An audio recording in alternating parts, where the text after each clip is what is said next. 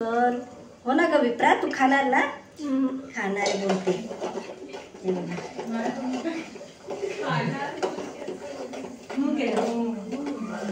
आता हे ना आपण तेलात चांगलं भाजून घेऊया. आता ते भाजेपर्यंत आपण आता मसाल्याची तयारी करून घेऊया. आपल्याला काय काय टाकायचं मसाला?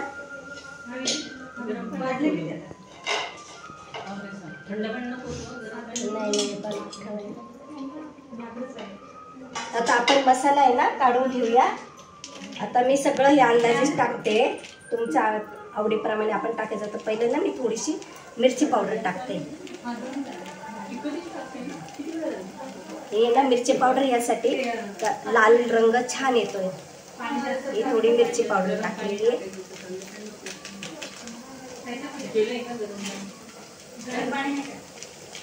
हा गरम पाणीच टाकणार आहे. हा लसूण, कांदा लसूण मसाला.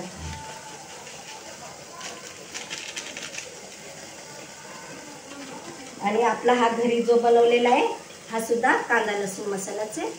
हा टाकणार आहे काही. आता मी जे मटण तिखट बनवलेलं आहे जास्त, तर मुलांची फरमाईश आली जास्त तिखट बनवू नको, आता रस्सा आहे ना फिक्का बनव. तर मग आपला हा माझा मसाला अजिबात तिखट नाही, फिक्काच आहे. तर हा जरा मी टाकते.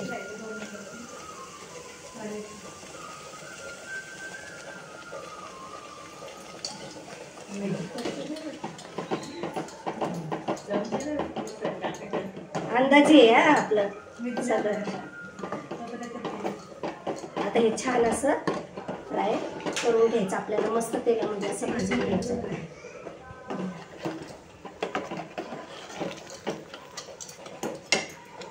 आणि ना नंतर आपण आहे ना गरम पाणीच टाकणार आहोत त्याच्यामध्ये. आता हे मी सगळं आहे ना इकडे याच्यात टाकून घेणार आहे भाजल्याच्या नंतर.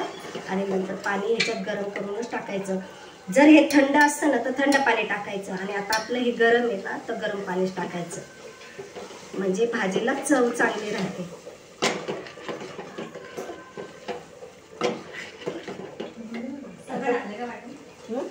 थोडंसं मीठ टाकून घेते. हो सगळं टाकलं.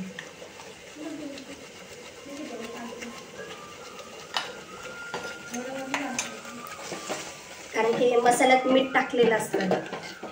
हा जो आपला कांदा खोबऱ्याचा मसाला आहे ना त्याच्यामध्ये मीठ टाकलेलं असतं. बस बस कर. आता आपलं आहे ना हे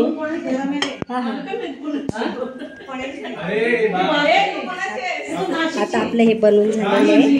मसाला छान भाजून झालाय.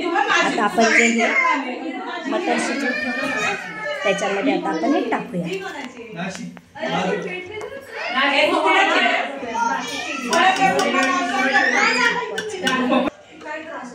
हे बघा आता आपला हा छान असा मटणचा रस्सा तयार झालेला आहे. हे बघा मस्त असा रस्सा तयार झालेला आहे. आता आपला हा छान असा. आता आपल्याला जर पाहिजे असेल पातळ तर आपण करू शकतो. आता मला एवढा रस्सा बस झाला. तर झालेलं आहे आपलं हे मस्तपैकी मटण तयार.